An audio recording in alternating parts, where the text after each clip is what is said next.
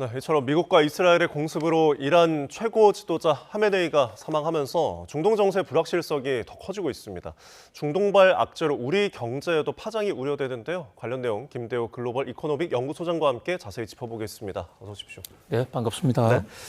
참 이 중동발 지정학적 악재가 한번 터지면은 원유나 이제 유가에 대해서 당연히 관심이 좀 쏠릴 수밖에 없는데 지금 유가 상황을 당장 보니까 70달러 선들이었는데 지금 한 7, 8%, 뭐 10%까지 올라서 80달러 선까지 왔습니다.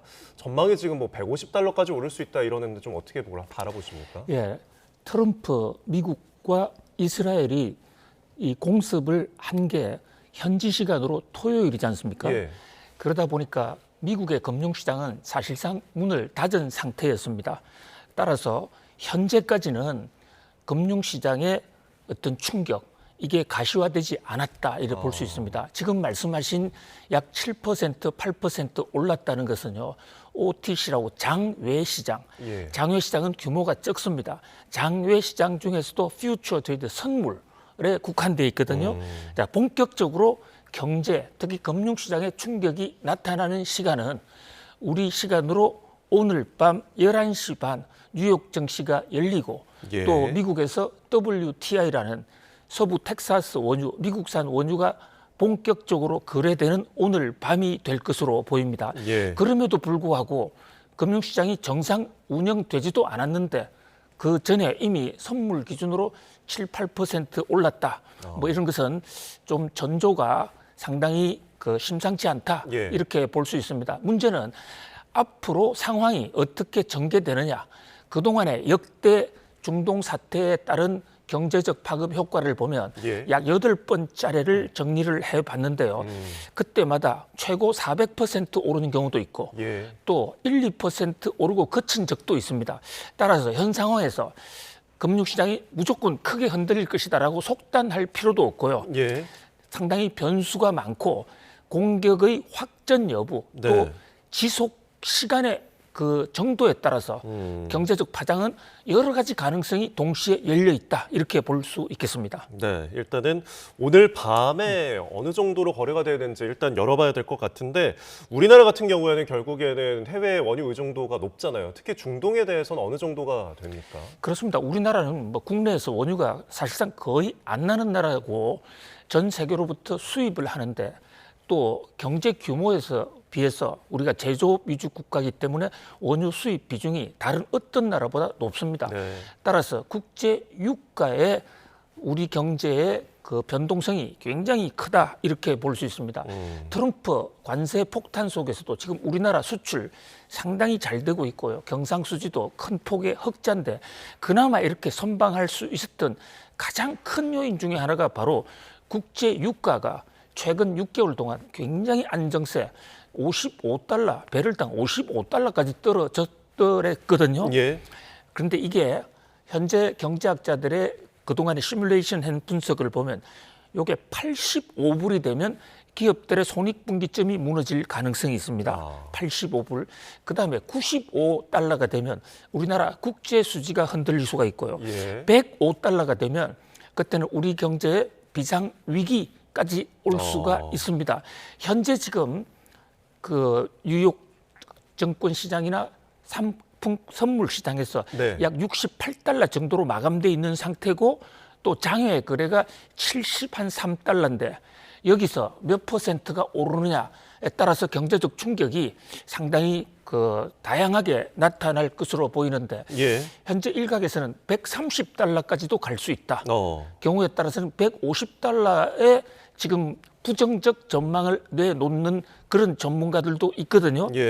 다만 이번에 트럼프 대통령이 베네수엘라를 사전에 먼저 장악하지 않았습니까? 예. 베네수엘라산 원유를 미국이 언제든지 어떤 컨트롤할 수 있는 그런 상황이고 또 미국의 비축유, 미국이 지금 세계 최대 1위의 산유국입니다. 예. 또 비축 원유가 많기 때문에 다 계획을 세워놓고 하지 않았을까.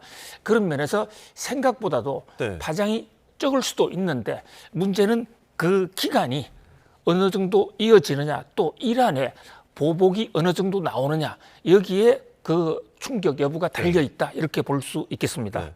뭐 미국은 준비를 하고 그동안 뭐 대비를 했다고 치지만 이건 갑자기 일어난 주변 국가들한테는 또 굉장히 악재잖아요.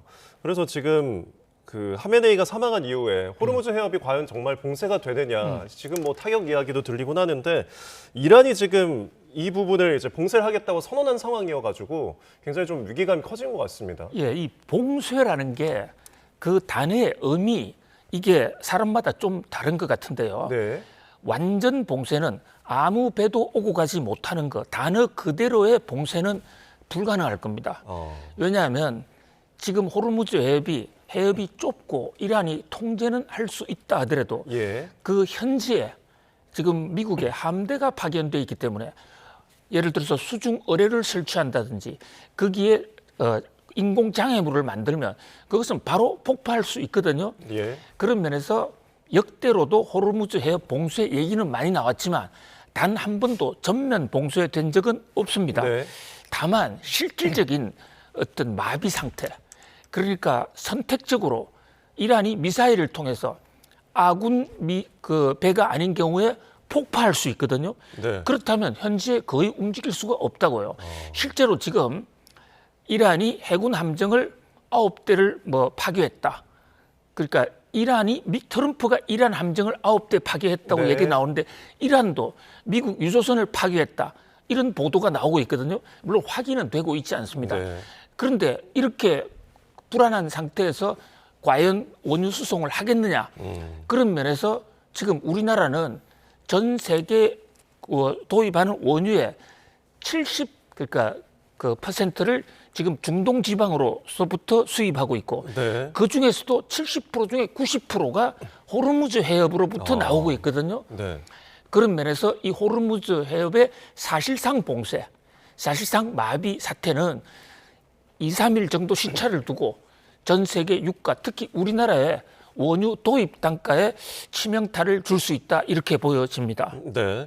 지금 만약에 이곳이 정말 봉쇄가 되고 그렇게 원유 선반선들이 오고 가는 항로가 제대로 이루어지지 않는다면은 우회 경로랄지 대창로가 나올 텐데 어떤 것들이 있습니까? 현재요 호르무즈 해협은 불행히도 대체 항로가 100% 불가능합니다. 그러니까 호르무즈 상류에서 생산되는 사우디 원유는 예. 만약에 돌아서 온다면 저쪽 그 지중해 쪽으로 돌아가야 되는데 그게 걸리는 시간이 상당히 걸리고 지금 거기에 수송로도 완벽하지 않고 그 또한 이란이 가격할 수도 있거든요. 예. 그런 면에서 아주 장기전으로 가면 대체가 가능하겠지만 호르무즈 해협 자체는 일단 상당히 이란이 중단시킬 수 있다. 다만 예. 이란도 지금 중국에 원유를 수출을 하고 있는데 그게 호르무즈 해협으로 가니까 전면 봉쇄는 어려울 것이다. 또 이제 호르무즈 상류에 있는 원유 대신 다른 지역에 있는 원유도 우리가 대체해 올 수 있거든요. 예. 뭐 그런 면에서 지금 정부도 비상 작전을 하고 있습니다. 지금 우리나라에 원유 비축류 네. 비축류가 210일 있다고 지금 공식적으로 발표하고 있거든요. 네. 그러니까 호르무즈 해협이 봉쇄돼도 210일간 문제 없느냐? 그렇지는 않습니다. 네. 여기서 말하는 210일이라는 것은요. IEA 기준에 따라서 정부가 에너지 비상령을 내려서 국가 기간 산업에만 원유를 공급할 때 그 원유가 며칠 갈 수 있느냐? 요게 현재 비상시 견딜 수 있는 210일이거든요. 네. 정상적인 상태로 한다면 지금 우리가 갖고 있는 원유 비축류가 정부 1억 배를 그리고 민간 기업들이 약 9천만 배를 가지고 있는데 네. 요거는 65일분 분량밖에 안 됩니다. 어. 따라서 전쟁이 정말로 길어진다면 예. 이것은 원유 수입이 많은 나라들, 특히 우리나라, 일본 네. 이런 데는 상당히 치명타가 될 수도 있다 이렇게 보여집니다. 네. 그러니까 지금 우리가 중동에 대한 의존도가 높아서 아까 언급하신 것처럼 이제 70% 이상인데 그렇다면은 이게 여의치 않으면은 방금 말씀하신 것처럼 미국이 지금 생산 시설을 이제 갖고 있고 비축유가 막으니까 우리도 좀 원유 수입에 대한 그 노선을 좀 변화시켜야 된다. 뭐 이런 전망은 어떻게 보십니까? 그렇습니다. 우리 중장기적으로 지금 변화해 나가고 있습니다. 예. 특히 트럼프 대통령이 집권 이후에 미국 원유를 팔겠다 해서 우리 LNG 같은 거는 이미 수입량이 상당히 늘어나고 있고 중동 의존도가 줄어들고는 있는데요. 예. 그러나 그 원유를 대체해서 계약을 맺는데도 시간이 걸리고 또 거기에 수송로를 확보하고 이런데도 뭐 적잖은 시일이 소요됩니다. 따라서 지금 이란 사태에 따른 원유 수급 문제를 해소하기 위해서 미국산을 대체한다. 이게 적어도 뭐 한 두세 달 사이에는 예. 상당히 현실적으로 어렵다. 또 서로 가능하다 하더라도 미국이 자국 우선으로 미국 원유를 미국의 물가 안정을 위해서 뭐 급격히 또 대폭 풀 수 있는 것이고 네. 해외로 바로 풀어내지는 못할 겁니다. 더더군다나 지금 베네수엘라 원유 여기에 대해서 기대를 많이 하는데요. 예. 그게 경유가 아니고 중유거든요. 이 중유는 미국에서는 소요될 수 있습니다. 미국의 정유 시설은 가공이 가능한데 네. 우리나라는 경유 위주로 되어 있습니다. 따라서 베네수엘라 원유는 들어와 봤자 우리나라에서 당분간 단기적으로는 바로 산업용으로 활용할 수도 없는 예. 따라서 이란 사태에 한국 경제의 운명이 상당히 그 영향을 많이 받는다 이렇게 볼 수 있겠습니다. 예. 그럼 그 이제 아라비아 반도 우측에 호르무즈 해협이고 예. 이 좌측에는 수에즈나 홍해가 있잖아요. 그렇습니다. 예. 그쪽은 좀 상황이 어떻습니까? 그렇습니다. 홍해는 뭐 지금 안전합니다. 그런데 이 중동 지역의 원유 생산 기지가 예. 홍해 쪽은 별로 없고요. 지금 그림에서 보는 저 이란과의 국경선 쪽의 서쪽, 그러니까 사우디의 동북쪽에 원유 생산 기지가 많은데 그곳을 홍해로 빼서 우회할 수도 있습니다. 예. 그런데 거기는 뭐 시간이 많이 걸리고 또 육로로 했을 때 안전도도 문제다 이렇게 볼 수 있고요. 최악의 사태는 예. 지금 이란이 뭐 발악적 선택으로 이도 저도 안 되고 다 같이 죽자 했을 때 예. 가장 우려되는 것이 이란이 시아파지 않습니까? 예. 시아파 아닌 수니파 국가인 사우디의 정유 시설을 가격할 수도 있습니다. 그것은 가장 쉬운 공격이거든요. 사실은요. 미사일 한 방이면 정유 시설을 날릴 수도 있는데 네. 과연 그까지 갈 수 있느냐? 예. 지금 트럼프 대통령이 방금 영상을 통해서 끝까지 간다. 목표 달성할 때까지 가겠다 하지 않았습니까? 예. 자, 그 대목을 우리가 좀 유심히 지켜봐야 할 것으로 보여집니다. 결국에 에너지 시설이 앞으로 장기화되면서 타격이 되는지 이 부분이 굉장히 중요하다고 볼 수 있을 것 같은데 당장은 이제 이 영향이 증시에 어떻게 좀 영향을 주느냐, 파장이 어떤가를 좀 짚어봐야 될 것 같습니다. 우리나라 지금 6,000피 돌파하고서 승승장구하고 있는데 갑자기 좀 악재가 터지면서 좀 안 좋은 영향 받을 것 같습니다. 지난 주말에요. 우리나라 코스피가 그러니까 6천을 돌파해서 또 사상 최고치 기록도 세웠는데 그 와중에 금요일 날 어떤 일이 있었냐면요. 외국인이 6조 3천억 정도를 대량 매도를 했습니다. 예. 그런데 그 순간에 우리나라의 개미들은 7조 원 정도를 또 매수를 했습니다. 예. 물론 주가 시세 전망을 보는 시각은 사람마다 다를 수 있는데 좀 걱정되는 건 혹시 외국인들, 특히 유럽과 미국의 대형 투자자들이 이런 이란 공격을 사전에 정보를 입수하고 이미 저 엑소더스 전략 탈출을 한 게 아닌가 하는 예. 이런 일부의 전망도 나오는데 그러나 만약에 작년도 미국의 이란 공습 사태를 보면요. 이란 공격이 효과적으로 하메이니도 제거하고 지금 미국의 공격은 핵시설을 완전히 분쇄시키고 예. 또 하메인의 측근들을 공중 암살을 해서 이란의 새로운 정부가 들어서는 이런 3단계 목표를 갖고 있는데요. 네. 그 세 가지 목표가 조기에 또 효율적으로 달성이 된다면 뭐 이 사태가 조기 수습이 되고 또 뉴욕 증시에도 중장기적으로는 호재도 될 수 있기 때문에 예. 뭐 너무 비관적으로 세상이 무너진다. 이런 관점으로만 볼 필요는 없다 이런 생각을 해봅니다. 예. 그런데 당장 우리나라는 오늘 이제 증시가 쉬지만 역시 미국도 장이 열리잖아요. 뭐 나스닥 선물이나 이런 지수들이 떨어졌다는 소식도 전해지는데요. 이런 부분 좀 어떨까요? 그렇습니다. 그런데 모든 그 지수가 예. 미국에서 금융 거래가 완전 중단된 상태에서 공격이 시작됐거든요. 예. 따라서 지금은 장외 시장의 거래이기 때문에 이것만 가지고 단정할 수는 없는데요. 오늘 밤이 문제인데 일단 과거의 사례로 봤을 때 첫날, 이튿날 충격은 분명히 있을 수 있습니다. 예. 그런데 결국은 그 이란 공격이 어느 정도 효율적으로 되느냐, 예. 또 이란이 여기에 어떻게 보복하느냐, 트럼프 대통령은 어느 정도 준비를 해놨느냐, 이런 것 따라서 달라지기 때문에 예. 시시각각 변하는 거 역시 같이 챙겨볼 수밖에 없다, 이렇게 생각해 봅니다. 네, 일단 단기 충격은 조금 불가피해 보이지만 지켜봐야 되겠다라는 이야기셨는데 환율은 좀 어떻습니까? 예, 환율도 현재 지금 장 끝난 이후에 생긴 충격이기 때문에 예. 다 선물 시장, 장외 시장 거래거든요. 그런데 지금 현재로서는 1차적으로 스위스 프랑이라든지, 예. 왜냐하면 스위스는 중립국이니까, 네. 또 일본 엔화는 전통적으로 전쟁 때 강한 안전자산, 그래서 일본 엔화나 스위스 프랑에 돈이 몰리는, 네. 그래서 그 두 통화가 강세가 되는 흐름이 일단 나타났는데요. 여기 하루 이틀 지나서 본격적으로는 결국 위험 자산으로부터의 이탈, 그리고 안전 자산으로부터의 회귀거든요. 예. 왜냐하면 이렇게 불안할 때는 어느 통화로 돈을 갖고 있느냐가 자기의 자산 가치를 플러스냐 마이너스를 좌우하는데 굉장히 큰 변수가 될 것입니다. 예. 따라서 이렇게 세계가 흔들릴 때는 역설적이어도 전쟁을 일으킨 미국 달러가 오히려 강세가 될 수가 있습니다.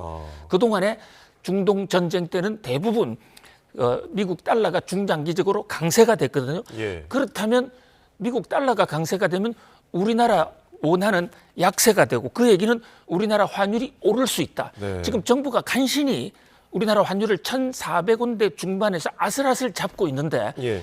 중동 사태가 이어지면 1,500원 붕괴도 시간 문제일 수가 있다. 환율도 굉장히 지금 요동칠 가능성이 있습니다.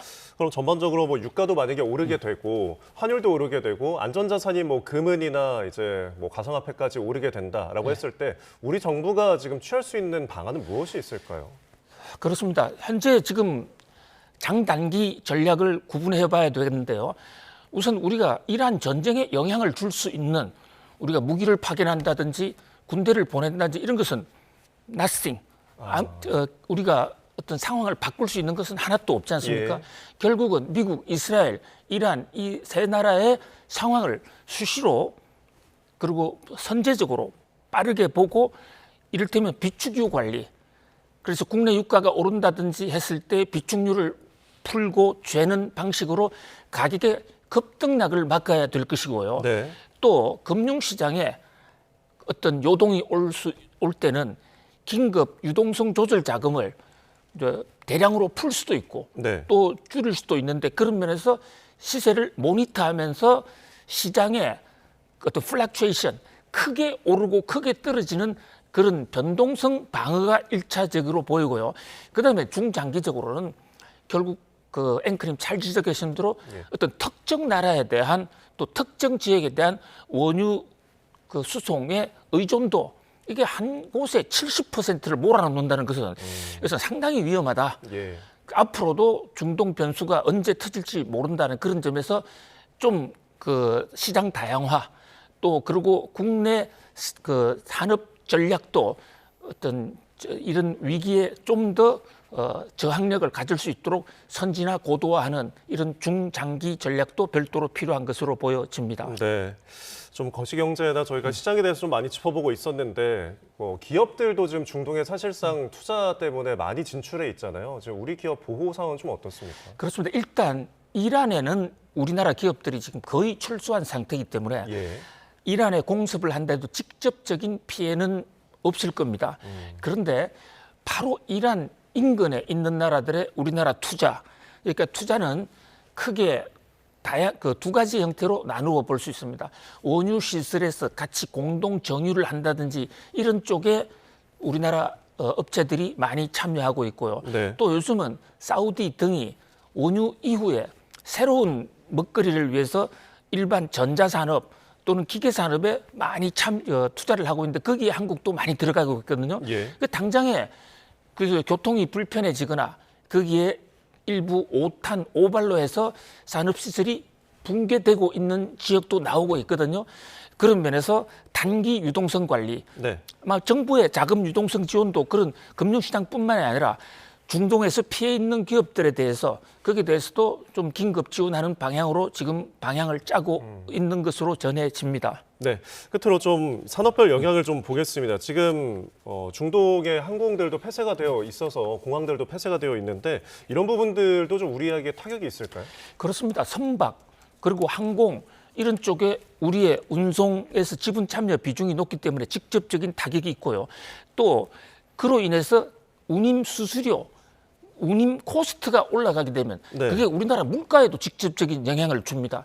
가뜩이나 환율이 높아지는 상태에서 국제 유가 오르고 운송비 오른다. 예. 이러면 우리나라의 인플레 가뜩이나 지금 물가 아슬아슬하게 잡아가고 있는데 그런 면에서 뭐 어떤 면에서 보면 어떤 총체적 어떤 금융 상황의 변동성이 최고조로 높아져 있다. 예. 그래서 선제적 대응, 과학적 대응 하는 것이 매우 중요한 시점이다 이렇게 보겠습니다. 알겠습니다.